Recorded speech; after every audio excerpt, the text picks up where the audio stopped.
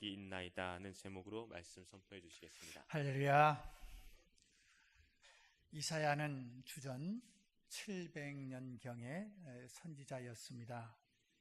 그는 구약의 복음이라고 하는 이사야를 기록하였는데, 특별히 이 이사야는 예수 그리스도의 탄생으로부터 예수님의 모습을 미리 예언한 책임으로서 모든 믿는 성도들에게 그리스도에 대한 희망을 소유하게 하는 특별한 구약의 책입니다.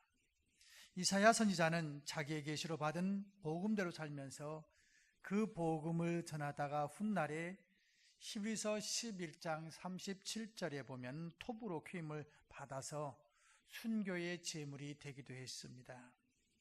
오늘 읽은 이 말씀은 바로 이사야가 위대한 하나님의 종, 대선지자로서의 삶을 시작하는 한 장면을 보여주고 있습니다. 이사야가 발견한 매우 위대한 사실들을 살펴보면서 많은 깨달음을 함께 갖기를 원합니다. 첫째로, 이사야는 매우 어려운 시대에 하나님을 발견했습니다.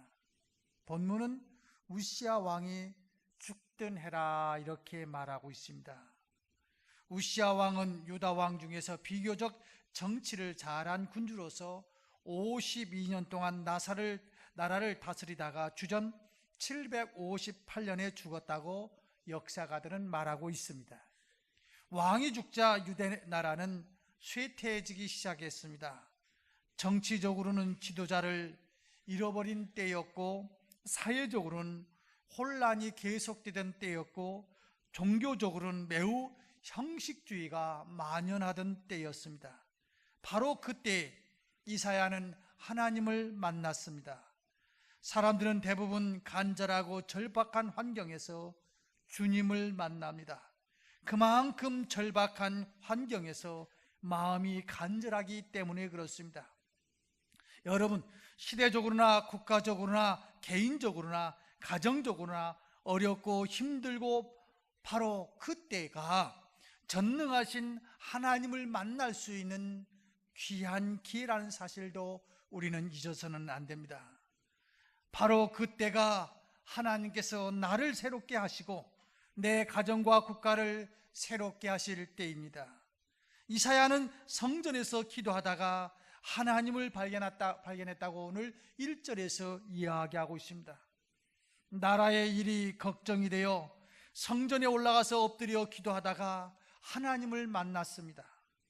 어느 곳에나 하나님은 임재하고 계시지만은 성전은 늘 하나님이 함께 거하는 거룩한 장소요, 하나님의 집입니다. 이사야는 이 성전에서 하나님 앞에 기도하다가 하나님을 발견했습니다. 우리 모든 성도들, 이 성전을 사모하고 사랑하고 존중하며 이 성전에 나오기를 힘쓰고 기도하기를 힘써야 될 것입니다. 물론 하나님이 안 계신 곳은 없습니다. 어디든지 하나님은 다 계시고 우리를 보고 계십니다. 하지만 성전에 나와 기도할 때만큼 정성과 간절함이 생기기는 쉽지 않을 것입니다. 우리는 지금 성전 건축을, 오늘 기공 예배를 드리면서 이미 성전 건축 기도문을 함께 기도하고 있습니다. 어떤 분은 벌써 250번을 기도한 분도 계시다고 하더라고요. 근데 그게 쉬웁니까? 목사이지만 하루에 3번씩 기도하는 게 그렇게 쉽지가 않더라고요. 물론 일어나서 한번 기도하고, 잘 때 기도하고, 또 차에서 기도하고, 그렇지만 그것도 굉장히 중요하지만은 성전에 나와서 성전 건축 기도문을 가지고 기도하는 것은 내가 차를 타고 가는 그때의 기도보다는, 걸으면서 하는 그 기도보다는 더 아마 간절함이 있을 것입니다. 그래서 우리는 이번 성전 건축을 하면서 그 자리에 기도실을 하나 만들어 놨습니다. 누구든지 오셔서 그 기도실에서 성전 건축하는 것을 바라보면서 함께 기도해 주시기를 간절히 소원하는 마음으로 만들어 놨지요. 교통도 불편할 것입니다. 오는 시간도 빼앗길 것입니다. 그렇지만은 거기 와서 함께 기도하는 그 기도의 정성은 다른 것과 비교할 수 없는 큰 가치가 있을 것입니다. 아무튼 오늘 이 이사야 선지자는 하나님의 성전에서 기도하다가 하나님을 만나게 됩니다. 이사야는 성전에서 이상을 보았습니다. 그 이상 중에 스납들이 주님을 보좌하고 있는데 그들이 이렇게 노래합니다. 만군의 여호와여, 그의 영광이 온 땅에 충만하도다. 하나님의 영광이 성전 안에만 충만한 것이 아니라 온 땅, 온 우주에 충만하다는 겁니다. 또한 스랍들이 서로 불러 이르되 거룩하다고 합니다. 오늘 3절에서 거룩하다, 거룩하다, 거룩하다. 하나님은 죄와 구별되시며 죄를 허용하지 아니하시는 거룩하신 하나님이십니다. 하나님의 거룩하심이 얼마나 컸으면 스납들에게는 자기 각기 6날개를 지니고 있는데 2날개로 자신의 눈을 가리웠다고 오늘 2절에서 기록하고 있습니다. 거룩하신 하나님, 감히 천사라도 바로 쳐다볼 수 없기에 날개로 자기의 눈을 가리킬 정도로 하나님은 거룩하신 분, 우리와 구별되신 분이십니다. 그래서 베드로전서 1장 15절에서 오직 너희를 부르신 거룩한 이처럼 너희도 모든 행실에서 거룩한 자가 되라고 이야기하고 있습니다. 우리가 섬기는 하나님은 이토록 거룩하신 분이시기에 우리 또한 거룩하고 성결한 삶을 위하여 힘쓰고 노력해야 하는 것입니다. 두 번째로 이사야는 성전에서 기도하다가 자신을 발견했습니다. 이사야는 자기 자신이 한없는 죄인임을 발견했습니다. 오늘 본문 5절에서 나는 입술이 부정한 사람이요 라고 고백합니다. 하나님을 만난 사람이 두 번째 나타나는 반응은 무엇입니까? 바로 자기 자신을 볼 줄 안다는 겁니다. 보여진다는 겁니다. 오늘 일부 예배를 드리기 위해서 오는데 이제 옷을 갈아입는데 양복하고 바지를 입었는데 그 형광등 앞에서 목사들이 옷 입는 색깔이 거의 비슷비슷하잖아요. 이 윗도리하고 바지하고 같은 건지 다른 건지 잘 제 눈으로는 구분이 안 되는 거예요. 그래서 여보, 이거 지금 위하고 아래하고 같은 거냐고. 그러니까 저도 이리 돌아봐 저리 돌아봐 하고 한참 하더니 같은 것 같다고 그러더라고요. 제 시력을 가지고 그 전등을 가지고는 윗도리와 아랫도리가 같은 양복인지 구분이 잘 안 되는 거예요. 그런데 태양이 내려지는 밝은 날에 오면은 저 옷 잘 어울리지 않게 안 맞게 입고 왔네. 그게 보이기도 하고 어떤 흠이 옷에 묻은 흠이 보이기도 하고, 그런데 어두침침한 데 가면 안 보여요. 그래요. 지금 내 경험과 내 생각과 나의 모든 것을 가지고는 내가 죄인이 아니라고 생각해요. 어떻게 해요? 다른 사람들 다 지옥 간다 할지라도 나는 의인이기 때문에, 바르게 살았기 때문에 하나님께서 나를 인정할 거라고 착각합니다. 그래서 가끔 이렇게 이야기합니다. 하필이면 왜 납니까? 나는 바르게 살았는데 왜 나에게 이런 어려움을 주십니까? 라고 하나님에 대해서 원망하는 경우도 있어요. 왜냐하면 내가 보여지지 않기 때문에. 그게 잘못된 얘기는 아니에요. 내가 내 눈을 봐도 아까 말씀드렸던 대로 내가 양복을 고르는데 확인하고 확인해도 잘 구분이 안 되는 거예요. 내가 죄인이라는 게 하나님 만나기 전에는 이게 죄인 것 같이 느껴지지가 않아요. 오히려 선한 것으로 생각을 해요. 그런데 보십시오, 하나님을 만난 다윗 보십시오. 내 죄가 항상 내 앞에 있나이다. 시편 51편 1절 5절에서 이야기하기를 나는 하나님의 뜻대로 살려고 하는데 나는 죄인이에요. 항상 죄가 내 앞에 있어요. 하나님께서 도와주시지 않냐면 이렇게 항상 도사리고 있는 이 죄 속에서 내가 살 수밖에 없습니다 하고 자기가 죄인인 것을 하나님을 만난 사람은 발견하더라는 겁니다. 사도 바울도 마찬가지입니다. 디모데전서 1장 15절에 보면 죄인 중에 내가 괴수라고 이야기합니다. 사실 바울처럼 도덕적으로 완벽한 사람이 또 어디 있겠습니까? 그런데 바울이 죄인 중에 괴수라고 이야기하고 있지요. 아마 성서학자들은 이렇게 이야기합니다. 바울이 스데반을 죽일 때 앞서서 주동자가 되어서 죽였잖아요. 내가 하나님을 만나기 전에는, 예수님을 만나기 전에는 저 스데반, 저런 놈들은 죽여야 된다고 생각했는데 예수를 만나고 보니, 하나님을 만나고 보니 내가 스데반을 죽인 것이 얼마나 큰 죄인 것을, 하나님의 종을 죽인 것이 얼마나 큰 죄인 것을 알았기에 나는 죄인 중에 괴수라고 고백했다고 하는 그런 해석을 하는 분들도 있습니다만은, 아무튼 그렇게 바르게 살았고 주님의 뜻대로 세상을 분토와 같이 똥과 같이 여기면서 오직 주님만 위해서 살았던 이 바울도 주님 앞에 나를 바라보니 나는 죄인 중에 괴수더라는 겁니다. 베드로도 마찬가지입니다. 주님을 만난 후에 주여 나를 떠나소서, 나는 죄인이로소이다. 주님을 만난 사람이 나타나는 첫 번째 반응이 무엇인지 아십니까? 나는 죄인이라는 거예요. 마귀를 만난 사람의 첫 번째 반응은 뭡니까? 내가 최고라는 거예요. 나는 의인이라는 거예요. 너보다 내가 낫다는 거예요. 하나님을 만난 사람들은 나는 죄인이라고 고백해요. 아버지를 떠나 당자 아버지 앞에 다시 돌아올 때 뭐라고 이야기하고 있습니까? 누가복음 15장 18절에 보면 아버지, 내가 하늘과 아버지께 죄를 지었나이다. 주님을 만나고 나를 돌아다 보니 내가 죄인 중에 괴수예요. 오늘 이사야 선지자도 자신의 입술이 부정함과 죄로 인하여 감히 하나님 앞에 설 수 없는 존재임을 깨달아서 심히 괴로워하고 있습니다. 믿는 성도에게는 바로 이와 같은 통회하고 자복하는 심령이 있어야 됩니다. 자기를 발견하지 못한 사람은 죄인된 자기를 모르고 마치 의인적 오해합니다. 바리새인들이 그러했고 서기관들이 그러했습니다.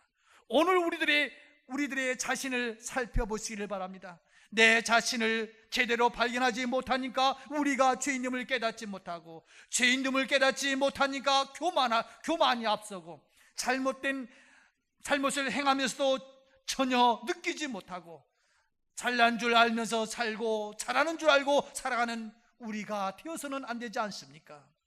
오늘 주님을 만난 사람은 내가 죄인입니다 라고 하는 것을 깨닫게 되는 것이죠. 더 나아가서 하나님을 발견한 이사야는 두 번째는 뭐냐입니까? 나의 연약한 존재인 것을 깨닫게 됩니다. 화로다 나여 망하게 되었다라고 오늘 5절에서 이야기하고 있어요. 자신은 죄인이고 하나님은 거룩하신 분이십니다. 얼마나 거룩하신지 보좌에 있는 스랍들이 6개 날개 중에서 2날개로 자기 얼굴을 가려야 될 정도로 하나님은 위대하신 분이십니다. 그 위대하신 분 앞에 나 자신을 보니 나는 너무 부족하고 연약하고 무능합니다. 그래서 하나님을 만난 사람은 내가 부족하기에 누구가 도와주셔야 되냐면 하나님께서 도와주셔야 돼요. 그래서 항상 하나님 앞에 묻습니다. 하나님, 나는 부족합니다. 나는 할 수 없습니다. 도와주옵소서. 키가 작은 아내가 저 위에서 무엇을 꺼내려고 할 때는 뭐합니까? 여보, 빨리 와서 나와 좀 도와달라고. 내 키 갖고는 안 되거든요. 도와달라고 그러는 거예요. 수학을 풀다가 못 푸는 아이들이 선배라든지 선생님한테 이거 어떻게 풉니까? 좀 도와주십시오. 도움을 청하는 거예요. 오늘 이사야 선지자 주님을 만나고 나서 보니 내가 너무 무능한 거예요. 내가 너무 부족한 거예요. 그래서 하나님이 없이는 살 수가 없는 거예요. 사랑하는 성도 여러분, 주님을 만나기를 주의 이름으로 축원합니다. 어떤 주님이요? 나는 무능하지만 우리 주님은 모든 것을 할 수 있는 그분 말입니다. 그러기에 그분한테 묻고 그분한테 SOS를 치고 그분의 원하신 뜻대로 살아가는 그 삶 말입니다. 그래서 이제 이사야가 6절 7절에 보면 제3의 은총을 얻게 됩니다. 여러분, 얼굴을 세수하고 손으로 비누를 씻듯이 제 문제가 해결될 수 있다면 얼마나 좋겠습니까? 우리의 심령이 빨래 빨듯이 세제로 깨끗이 씻을 수 있다면 얼마나 좋겠습니까? 그런데 제 문제는 이렇게 해결되는 게 아니잖아요. 오직 하나님의 은혜로, 오늘 본문 6절 7절에 있는 것 같이 이것이 내 입에 닿았으니 내 악이 제하여졌고 내 죄가 사여졌느니라.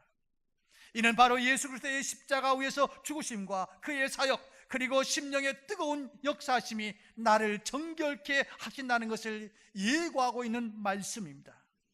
이사야는 거룩한 하나님을 배우면서 이제는 내가 망하게 되었다, 죽게 되었다 탄식했습니다. 그러나 자비로우신 주님께서 스랍들을 통해서 숯불을 이사야 입술에 갖다 댐으로 죄를 사해 주셨습니다. 사랑하는 여러분, 그래요.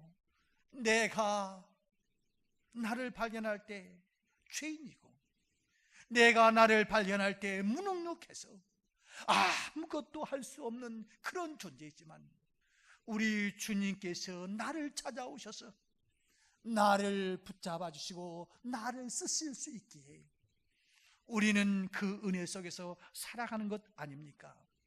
이럴 때 오늘 8절에서 이사야가 이제 제3을 받은 후에 이제 발견한 것이 있습니다.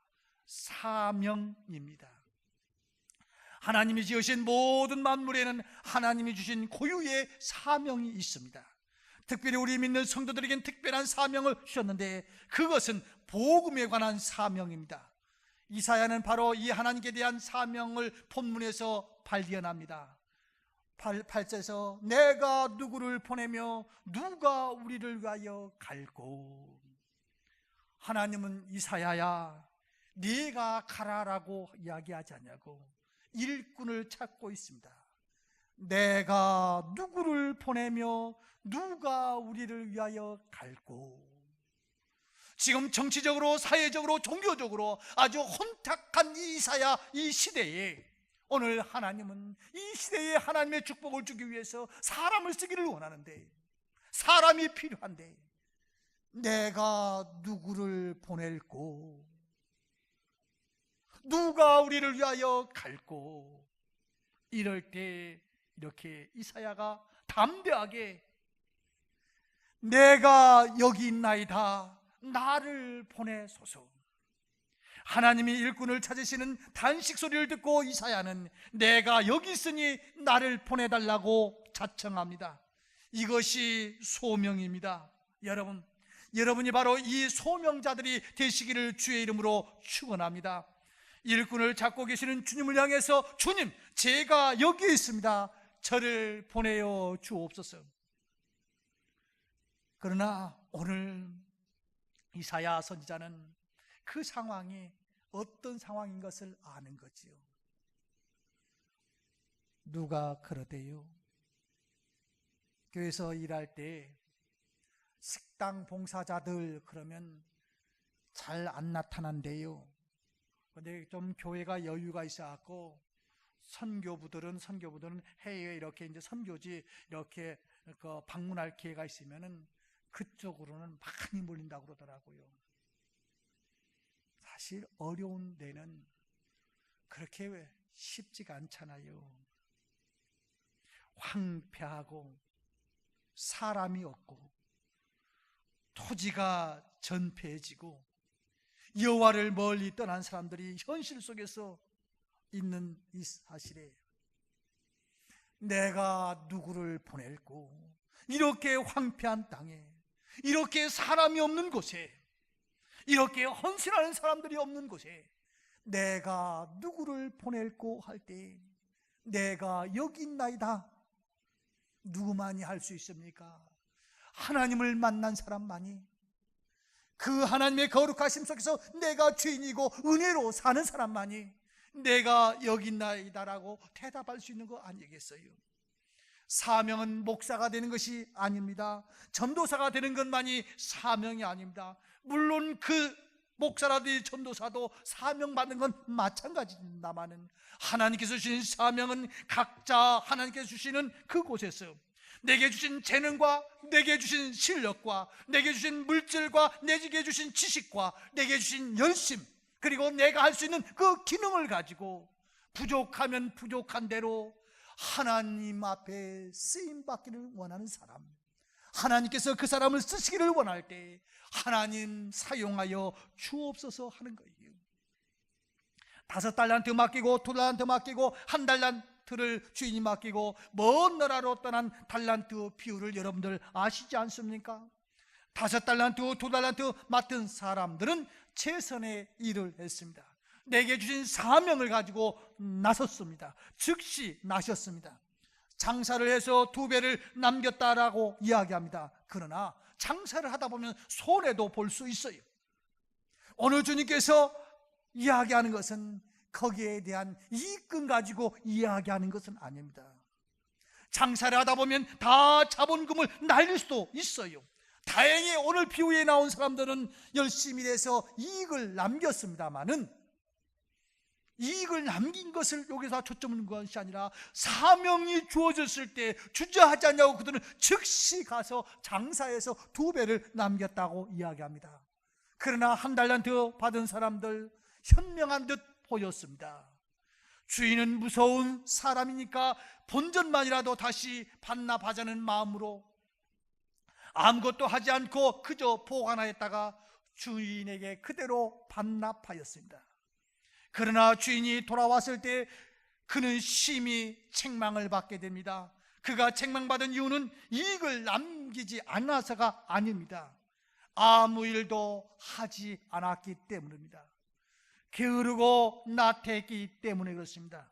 여러분, 주님 앞에서 아무 일도 하지 않는 사람은 칭찬을 들을 수가 없습니다.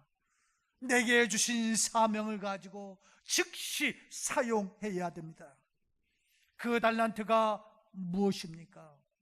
다 달라요. 다 달라요. 그래서 비교할 수가 없어요. 내가 너보다 잘했다고 비교할 수는 없어요. 가장 중요한 것은 뭡니까? 내게 주신 달란트 가지고 하는 거예요. 하나님께서 내게 기도의 달란트를 주신 분은 기도하면 되는 거예요.